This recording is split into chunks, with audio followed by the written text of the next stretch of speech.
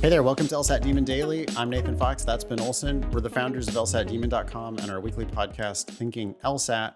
We've got an email here from Anonymous, and a note from producer Eric says, Anonymous has been with the Demon for over a year, including several months of live. They scored 161 in August, their practice tests are in the 160s, and they hope to hit the 170s by the April LSAT.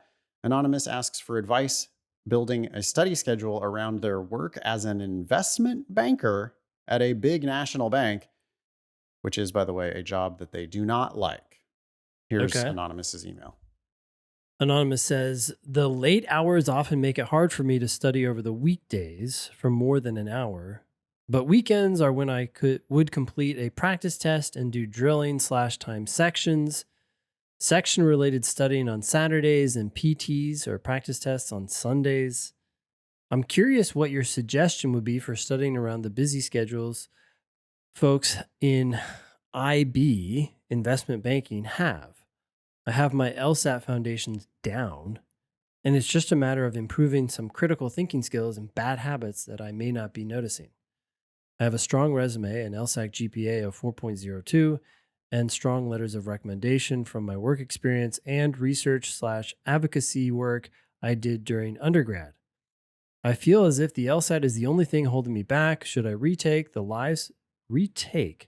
live subscription to improve my score, or take on tutoring lessons as that can accommodate my hectic schedule?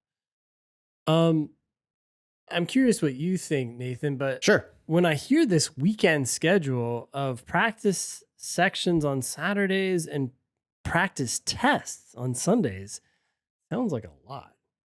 Well, where's the time for review? I mean, Yeah. are you're really doing timed sections and review on Saturdays, and then you're doing a full practice test and review on Sundays? Or then do you kick the review from that practice test into your weekdays? Because you're saying I've got late hours, it's hard for me to study for more than an hour. But if you can do an hour, you should be making progress.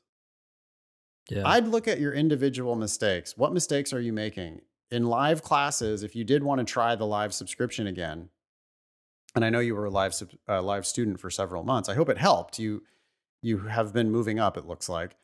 If you came back, I would just want to look at individual mistakes. I mean, where are you losing your points? What are you not, like, why didn't you get that one right? The right answer is right. Why didn't you see that? The wrong answer is wrong. Why didn't you see why it's wrong? What is it that's keeping you from getting that 1 point instead of getting the 0 that you're getting right now? So dig deep into those mistakes. I don't think tutoring is necessarily where it's at. I mean, tutoring can be great for people with like high budget and very limited time. You know, you could have some 99th percentile LSAT scorer sit there with you and go over your mistakes. But I mean, that's all our tutors are going to do is like hammer you on your mistakes. Yeah. I mean, and to the extent that happens, that could make it totally worth it for you. But if Yes. you also just realize that right now, maybe that will be good enough. Because when you say it's just a matter of improving some critical thinking skills and bad habits that I may not be noticing, that sounds like you're painting with a broad brush. You're just doing sections and things aren't working out how you expected. And you say, Yeah. oh, I have some critical thinking skills that aren't Right. fully there yet. It's like, no, don't talk about these things in the general. Yeah. Do fewer questions, but review them immediately. It's so much more Yeah. about quality, not about quantity. So if all you Yeah. do on the weekends is 1 or 2 time sections and you thoroughly review them and then you fill in the gaps with drilling, totally fine with that. Yeah. I mean, I can give you an example of the kind of tough love that you would get if you worked with me as a private tutor. I would say it's not about improving some critical thinking skills and bad habits that you may not be noticing. It's about reading better. I know that you are making many mistakes that are simply related to you just didn't read it well enough. You didn't read the passage correctly. You didn't read the question correctly. You didn't read the wrong answer that you picked correctly. You didn't read the right answer that you didn't pick. You didn't read that correctly. It could be a combination of several misreadings at once, but these questions are solvable. And you're a smart guy. You work in investment banking, you have great undergraduate grades. I know you can figure this shit out.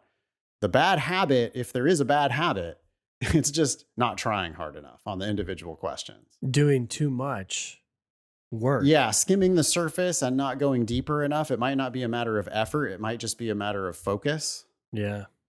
You're not insisting on understanding this question right here, right now, because you're worried about the next question, tomorrow's timed section, the full practice test that you're taking on Sunday. Yeah. And you're looking for these big overarching things. And it's like, no, there's a question right in front of you, and you're getting 0 on it instead of getting 1. And you should be able to, on its face, you should be able to solve that question. I mean, without help, without a tutor, without even an explanation.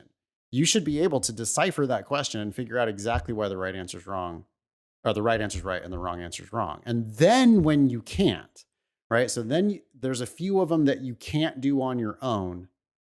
If you were going to do tutoring, that's what you bring to your tutor. And you do like 1 hour a month of private tutoring where you go through all of those nuggets of like questions where you really can't unlock it. Mm-hmm. Of course, you could always do that same thing for free by just emailing our Ask team. I'm real negative about private tutoring. We offer private tutoring. We have fantastic private tutors. If you're going to use private tutors, I hope you'll use our private tutors. But I don't want you generally. I just don't really believe in it that much. It's kind of like a personal trainer. Like if you need someone to crack the whip on you, then I guess that could be helpful.